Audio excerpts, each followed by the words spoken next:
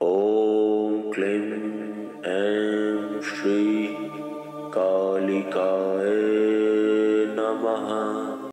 নমস্কার, জয় মাতারা।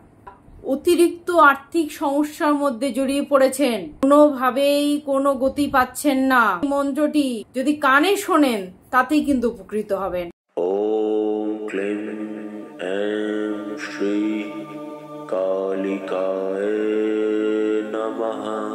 ॐ क्लीं ऐं श्री कालिकाय नमः। ॐ क्लीं ऐं श्री कालिकाय नमः। ॐ क्लीं ऐं श्री कालिकाय नमः। ॐ क्लीं ऐं श्री कालिकाय नमः।